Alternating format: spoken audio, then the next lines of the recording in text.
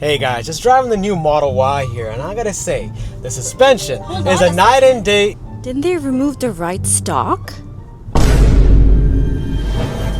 They did what? I have owned the old Tesla Model Y for about 2 years, and the number one complaint I have about it is its suspension and brutally rough ride that has you shivering on bumps. So how much did Tesla improve it for the new one? I will go over everything from the exterior and the interior, also show you the new settings, plus cover everything new from a driving perspective, and by the end of the video, I'll help you answer the question, is it actually worth the upgrade or not?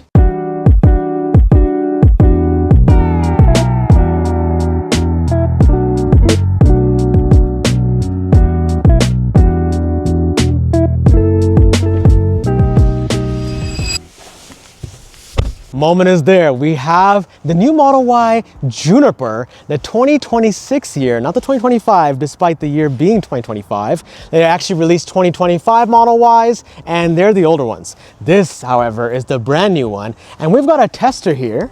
Here's proof, here's a card. And well, her proof is also, it's back here. So previously I've been talking a lot of shit about the stealth gray option, but however on this new Model Y, it just looks good. I don't know what it is. Something about it suits it quite well. And my initial impressions when I saw the Model Y, I was like, it looks good, it looks good. But now as time has passed on and I've seen it in, zip this up, and I've seen it in person, I gotta say, this looks 10 times better than the previous one. Previous one's still solid, don't get me wrong, but this right here, this LED light bar makes it look mean. It's not the headlights, it's the daytime running lights. The headlights are actually over here. What do you think of the look? I think the look is so modern. It's futuristic. I think it looks much better than the previous Model Y. And one thing that really irks me is, why is there a gap here? I don't know why they decided to do that. And then same thing over here, there's a little gap. Now with the Cybertruck and the Cybercab, they somehow figured it being a continuous light bar, but they created a separation here. Not sure why they did that. But you know what? I'll do a thorough exterior review. This is more of a driving review. And now these are optioned with the free 19-inch cross-flow wheels. And I think they look 10 times better than the 20-inch Helix wheels, which are pretty ugly in my opinion. They actually remind me of the rims that the old Model 3 Performance used to have. So they're kind of repeating here. I think they should have its own identity. But anyways, these are the aero covers, which you can remove. You may sacrifice your hands and get it dirty. Oh, don't do it too much, so end up breaking it. Like this. There you go. There you go. That was easier than I thought. And then just like that. That's how it looks without it. This you can customize, you can add other options, but you can also get bolts here to cover it, and so it looks meaner. But it depends if you prefer this look or if you prefer this look. But to put it back on, all you gotta do is stick it back on. Line it up, line it up, line it up, and then just do a little boom, boom. Boom, boom. Pretty simple to remove it. A lot of people are asking how to do that. You're welcome. So now if you look to the side, it looks like the old Model Y, of course. And over here, here's a difference because it now has hardware 4 cameras versus hardware 3. And I think that actually does impact the kind of FSD drive that you do get, which we'll test a little bit to see how that is. But if you follow me to the back here, this is where the iconic look happens here. You see there is no longer the Tesla T. The Tesla is written out and is now a reflective light bar, which I'll show you. Keep on that. I'll show you it turns on. Now, if you look here, there's no light actually on the back itself. It's actually up top here, and it's a reflective light. And now it's a bit too bright right now, but it's supposed to project a bunch of red light over here to make it look super cool. And I'll show a little shot of it, how it looks. It's too bright right now, but I'll definitely include it. If you notice here, there is no badge of the launch series. This is actually the long range, all-wheel drive, dual motor. So you'll get the dual motor badge only if you have the long range all-wheel drive. And they also have removed badges, long range, just like different badge systems now that they've added. So I'll actually get an accurate measure of its performance versus the launch series, which has the acceleration boost included. This one goes faster by 0.2 seconds, 4.8 seconds down to 4.6. So I may notice that, but my old Model Y actually had the acceleration boost, so it might be a little bit slower. All good. Let's go for a quick drive. Now our tester came with the free black interior option, which, as you know, I find a bit boring. I much rather would get the white interior, but in terms of the actual comfort of the seats, I will say that they're a bit firmer this time, but it could be because they're new, so that's a good thing or a bad thing. And plus they were ventilated, which is a bonus in the summertime. But you may be wondering, what are these new settings I was speaking of? And then you want to go to dynamics, and you'll see that there's two different options here. Chill, if you don't want that much oomph when you're driving, basically the acceleration is not as strong, or standard. That's the mode I drive on typically, so I'm gonna leave it on standard. Now you'll see that they've added deceleration options, reduced and standard. And this option did not exist before. It basically adjusts how quickly the vehicle slows down when the accelerator pedal is released. So, you know what, I'll leave it as standard too. Make it consistent, standard. Now, traction control mode, this applies to more scenarios when the road is slippery. So you'll see there's slippery surface and off-road assist. We're not in those cases, so you don't have to change those. And standard weight field, this is a personal choice. I typically like heavy for a steering weight field, but you can leave it in standard if you don't like that, or light, but I'll leave it on heavy. And to get out of park and drive, all you have to do is... What are you doing? All right, they got rid of the right stock. So, so there's a different way to actually change your drive select. So now you have to click the brake down and then move it up, down, reverse, and P for park. And if you're still annoyed of having to swipe your screen up and down, there's also the option up here. It's kind of dark right now, but you click P.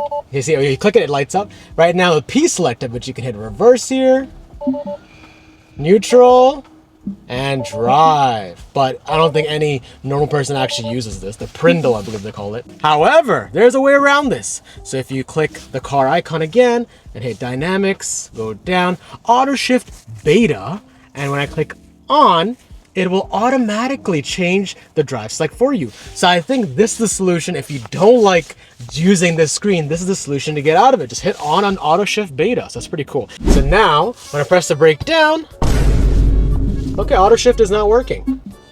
Am I not doing it right? Well, maybe I didn't fasten my seatbelt, that's why. And now when you press the brake down, you'll see, for some reason, the auto shift is not working. Maybe that's why it's in beta, but basically, it's supposed to, I just did a test recently. If I hit on, yes. I'm gonna press the brake again. There you go, okay. I don't know why it didn't work before, but press brake and you can see how it auto swipe for you? It automatically turned to drive. So I didn't even have to swipe the drive button. So now I can just drive. So I think this is the solution here of if you don't want to be out here just swiping like a mad person, or just use the top, but pretty much you're out of luck here. But the left one is still there. So now when I look at this, look at the quality of the blind spot camera. The color's a lot more richer, it's a lot more saturated, and the quality is better as well. Same with the left side. Click left as well. The turn signal stock itself, it feels a little bit cheaper, a little cost reduction. It's kind of like an afterthought. Tesla's like, hey, you know what? Should we do it? Let's just put it on. And they decided to put it on because so many people said, hey, please put the turn stock on, because in Europe, there's a lot of roundabouts and they said it was difficult to use your steering wheel for the turn signal. Personally, I don't have a problem with that. I just don't like the screen swiping, and my wife agrees with that. She doesn't like the screen swiping, so she's like, that's a little bit annoying about this new Model Y. But I believe this auto shift kind of solves that whole problem of not having to swipe the screen. And one more thing real quick, if you want to use full self-driving, you can do full self-driving and autopilot, or you can use auto steer, which is just the basic autopilot. So other things to keep in mind. I won't go over everything, but if you want your forward collision warning, even in my old Model Y, I kept it as medium, and I still believe it does it pretty early. If you feel uncomfortable, if you want to be safer, do early. That's your own preference, make your own call. And now this new Model Y comes with adaptive headlights that pixelate different lighting areas and not blind oncoming cyclists or drivers. What do you think of the suspension? So far, it's very comfortable. I feel it's already beating the old Model Y in a lot of ways. I can feel that the cabin's quieter, but the suspension I would definitely focus on is very comfortable. Yeah. It almost is like an elevated feel. 100%, yeah. Just look at the lighting here. I'm so happy we finally have ambient lighting. So with this, I'll actually show you. I went into lights here, lights, and I hit on, and I turned the brightness to max. And when I did that, it just pops a lot more. Before, it was only auto, but Tesla recently introduced this so that you can always keep it max on, and I like it max on. And I think just that alone really helps the interior pop in terms of how elegant and refined it is. It's kind of like taking a page out of a Benz's right there, like out of a Benz's books, of like an ambient lighting that makes the car look a lot more premium. At night, it's gonna look ridiculous. Another thing, so now we're in the black interior, and one thing we're noticing here, look at this material that they've added here. I'm an ASMR content creator. Before, they used to have this dated, cheap wooden panel, but now they've changed it to this felt material and it looks so much better than before. I wish there was a way to customize it. I'm sure the performance version, when it does come out, will be carbon fiber. And by the way, I do have news on that for the Model Y. When it does, it will be coming out this year. Both the new Model Y Performance and the 7-seater. Lars and Franz confirmed this in an interview with Jay Leno. They said it's gonna be this year, but you know, Tesla tends to delay things. It's not always on time. Now, when it comes to the steering wheel, there's a lot more happening versus the previous Model Y. Previous Model Y had 2 scroll wheels and that's all you got. But now you see a flurry of buttons and let's see if I do a little click here. This top right, it actually populates the camera. And I think you can push it up and it gives the rear and front. Oh, let me click it again. Click it again.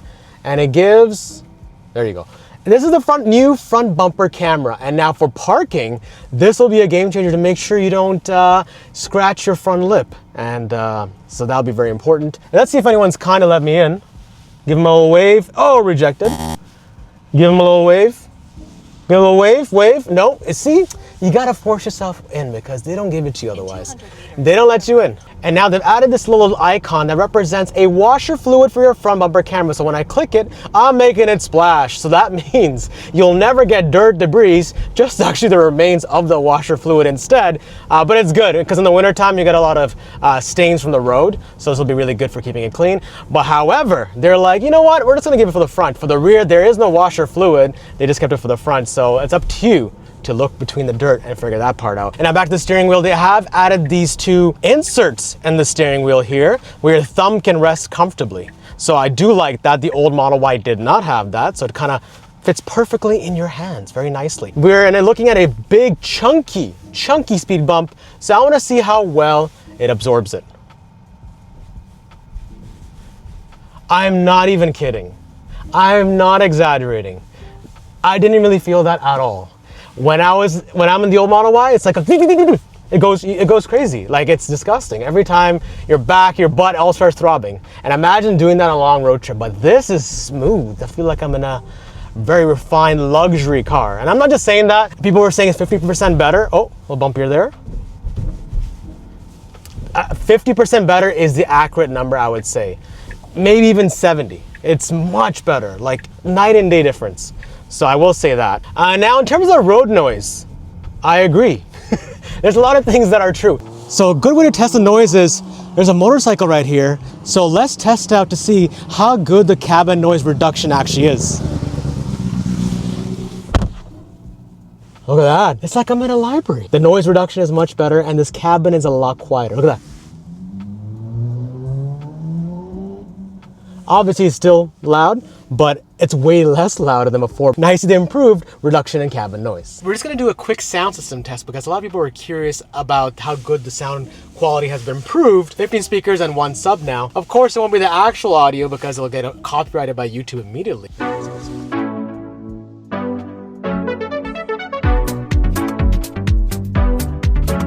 It does sound better, but not significantly. I've already said for the longest time the old Model Y has a very strong sound system, but honestly very similar. What do you think? I think it's very similar. I couldn't tell. Yeah, pretty same. Gonna be honest, pretty same, but maybe 10% better if I'm really looking for it. But yeah, that's where I'll leave it. Now we're just gonna test out the performance a little bit because, like I said, it's 0.2 seconds faster than the previous long-range all-wheel drive. Finally, it won't be inflated like the Launch series, which had the acceleration boost already built in. This is just the base, long-range all-wheel drive. So it's a true test of actual performance that I would be getting if I were to order today. You cannot even order the Launch series anymore, so keep that in mind. Unless someone decides to sell it, they're like, hey, you know what, you keep it. Let's do a little rip. Ready? Ready. I won't go too hard, because obviously. Ready? Ready. Okay, little. I'm trying to be mindful here, you know, I'm trying to go to isolated streets. But, ooh, pretty good, honestly, yeah. But of course, like, I'll say, like, you know, it'll pale in comparison. The performance, obviously, it's nice. It's a smooth delivery of acceleration, and the power is continuous. It doesn't fall off, so that's always great. And here comes a bump. Another check. Smooth, like butter, like butter on a steak. Butter on a steak, you know the best feeling? When the butter melts on a steak, that's when you know it's gonna be nice. And it's nice and hot, it's ready to eat. Medium rare is the only good cooked. I'm not gonna go 0 to 60, but, because it's not realistic. Who's going 0 to 60 on a car like this? It's not a performance car. But like, you know, the power is there. 4.6, 0 to 60, you'll get what you need. In your day-to-day drives. It's a very good daily driver. If you're looking for something more performance and if you want less than 4 seconds, you can bet the new model performance will be less than 4 seconds if the acceleration boost is 4.1. So let's do a little bit here. It's a little more isolated. There's no people here. Let's do from a standstill. Okay, ready? Ready. 3, 2, 1. Oh. So, dumbass moment, guys. I forgot there was an energy drink here. And now the cup holders are filled with liquid that we definitely have to clean prior to returning. So, not great. And actually, that's a good point to raise. These are very loosey-goosey cup holders. Look, this can just move around and they're not very firm. It's not secure. Probably needs like an aftermarket accessory. Obviously, we'll clean it before we return it.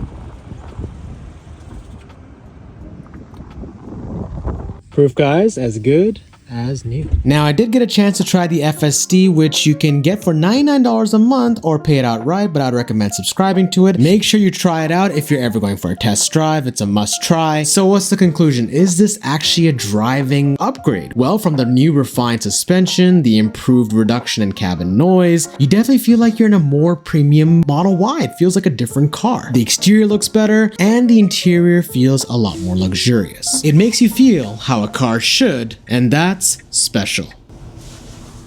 Beautiful. Very easy, very simple. And that right there, ladies and gentlemen, is a flawless 10 out of 10 parking job. And that's it.